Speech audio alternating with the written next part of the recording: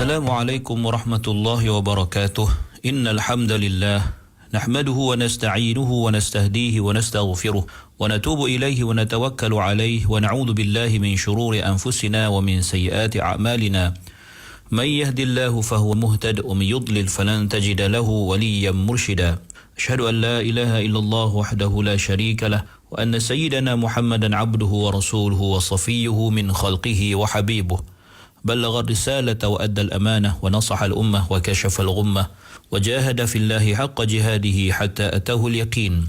اللهم صل على سيدنا محمد وعلى آله وصحبه وبارك وسلم أما بعد.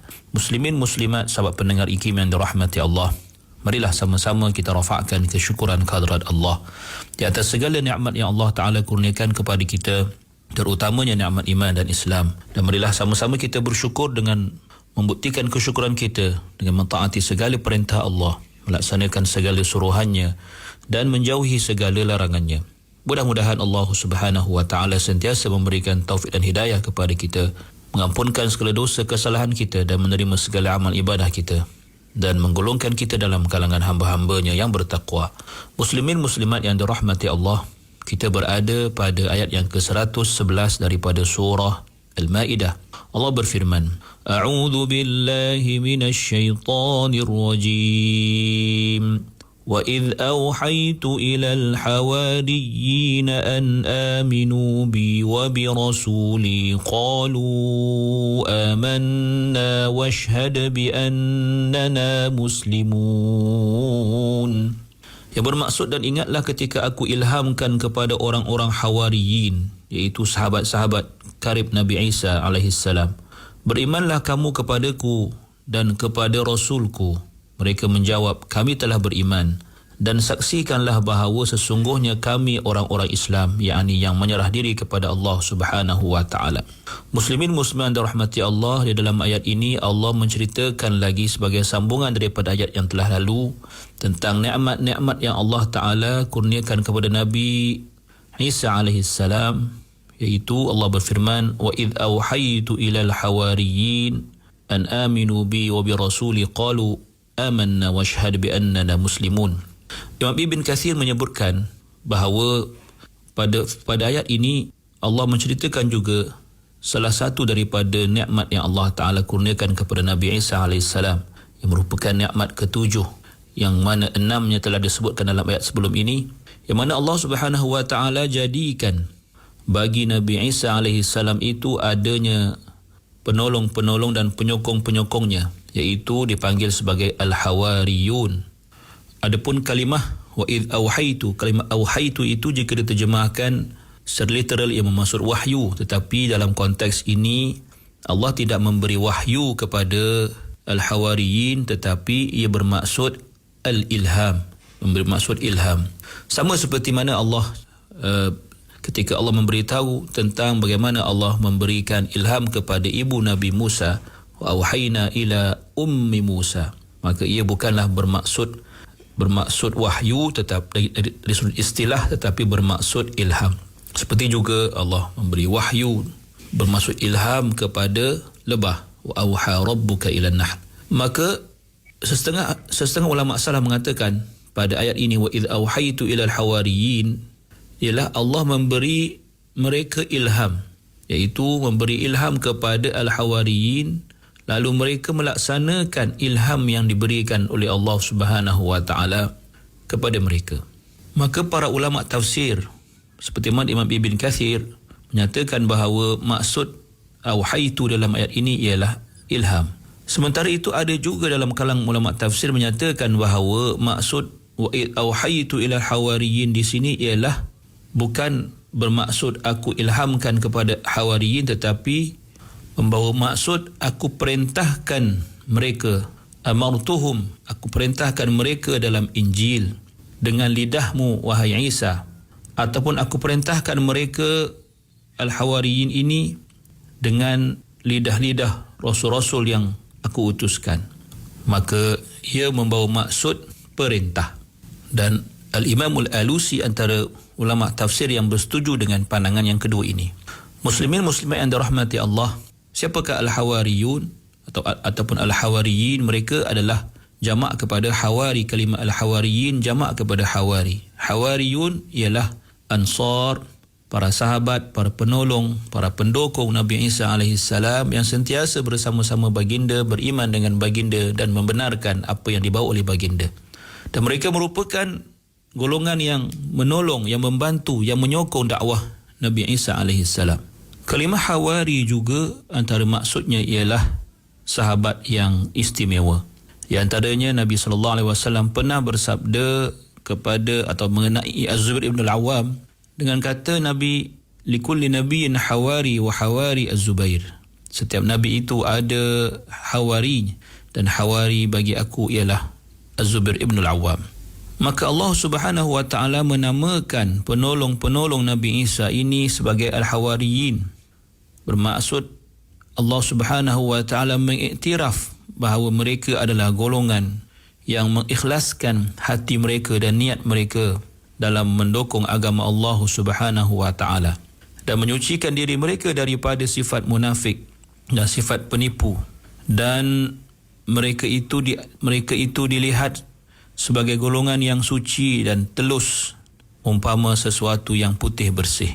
Maka ayat ini bermaksud, kenangkanlah dan ingatlah nikmatku wahai Isa ke atasmu tatkala aku berikan ilham kepada golongan al-hawariyin, atau aku perintahkan mereka mengikut pendapat yang kedua dengan lidahmu wahai Isa dengan firmanku, an aminu bi wa bi rasuli. Wahai golongan hawariyun, hendaklah kamu beriman denganku dan dengan rasul utusanku. Hendaklah kamu beriman denganku bahawa aku adalah Tuhan yang Maha Esa dan hanya akulah sahaja yang berhak untuk disembah. Dan hendaklah kamu juga beriman dengan Rasulku Isa AS bahawa dia adalah utusanku untuk memberi petunjuk dan untuk membawa kamu kepada kebahagiaan dunia dan akhirat. Dan apabila Allah Subhanahu wa taala menyebutkan an aminu bi wa bi rasuli, Allah mengasingkan keimanan dengan Allah dan kepada Nabi Isa AS untuk menjelaskan bahawa Nabi Isa itu bukanlah ia melainkan seorang rasul yang Allah utuskan, dan barang siapa yang mendakwa bahawa baginda itu selain daripada seorang rasul, maka mereka adalah golongan yang jahil lagi sesat. Muslimin muslimat yang dirahmati Allah. Kemudian Allah berfirman lagi, qalu amanna washhad bi annana muslimun, sebagai suatu rakaman terhadap apa yang disebutkan dengan lidah oleh golongan hawariyun itu, melambangkan keimanan dan ketaatan mereka kepada perintah Allah Subhanahu wa taala. Bermaksud bahawa golongan hawariyun ini apabila diajak dan diseru mereka kepada agama yang benar, dengan segera mereka mengatakan qalu amanna, mereka mengatakan kami sesungguhnya beriman bahawa Allah Taala lah Tuhan yang Maha Esa yang berhak disembah dan tidak ada baginya ibu bapa dan tidak ada baginya anak. Dia tidak beranak dan tidak diperanakkan. Dan kemudian mereka menegaskan lagi keimanan mereka itu dengan mengatakan washhad, dan bersaksilah ke atas kami wahai Tuhan kami, dan bersaksilah buat kami wahai Isa AS nanti pada hari kiamat, bi annana muslimun, dengan sesungguhnya bahawa kami adalah orang-orang yang tunduk patuh terhadap apa juga yang dibawa olehmu, apa juga yang engkau ajak kami dan berdakwah kepada kami tentangnya. Dan jika kita lihat di dalam reaksi kata-kata daripada golongan hawariyin ini, mereka mengatakan amanna, ini adalah merujuk kepada keimanan. Kemudian mereka mengatakan washhad bi annana muslimun, mereka menyebut tentang Islam.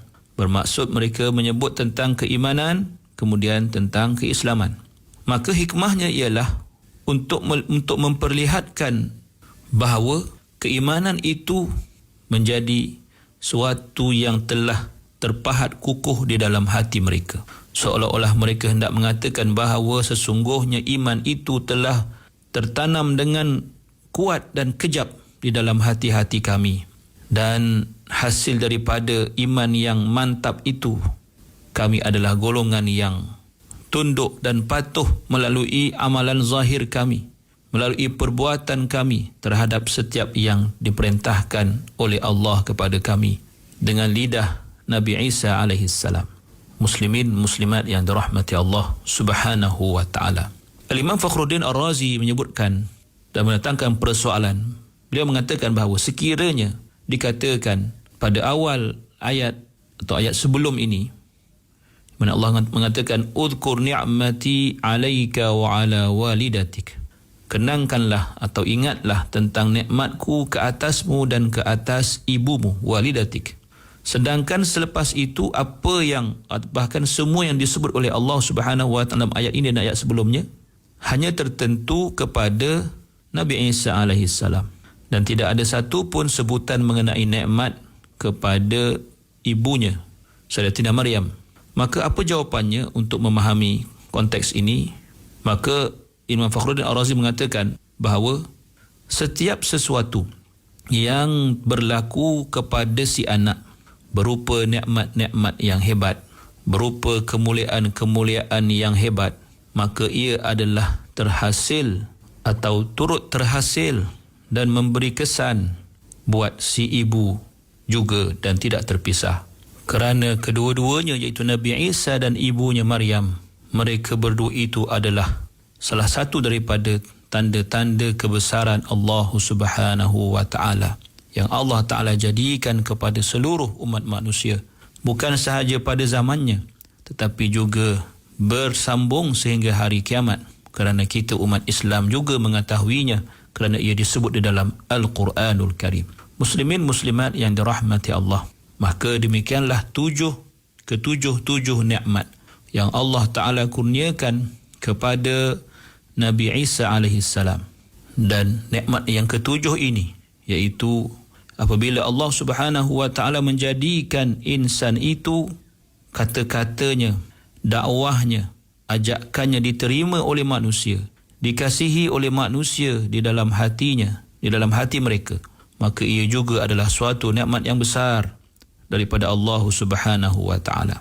Maka ketujuh-tujuh nikmat yang dapat kita lihat dalam ayat ini dan ayat sebelumnya dimulakan dengan kalimah idh ataupun wa idh, iaitu idh ayyatuka wa idh 'allamtuka wa idh takhluqu wa idh tubri'u wa idh tukhriju al-mauta wa idh kafaftu, dan ayat dalam ayat ini wa idh awhaitu.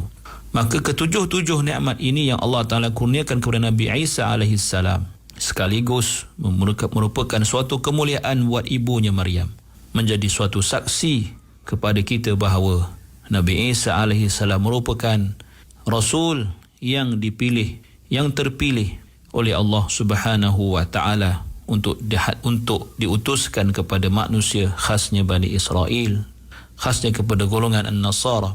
Dan betapa rasul-rasul ini ada pengikut yang setia, yang sentiasa menyokong dan mendukung dakwah mereka. Dan dalam konteks Nabi Isa alaihi salam, golongan Hawariyun itulah yang menjadi ansar, yang menjadi penolong dan pendukung baginda Nabi Isa alaihi salam. Mudah-mudahan Allah berikan kefahaman kepada kita. Qulu qawli hadha wa astaghfirullahal azim li wa lakum. Wassalamu alaikum warahmatullahi wabarakatuh.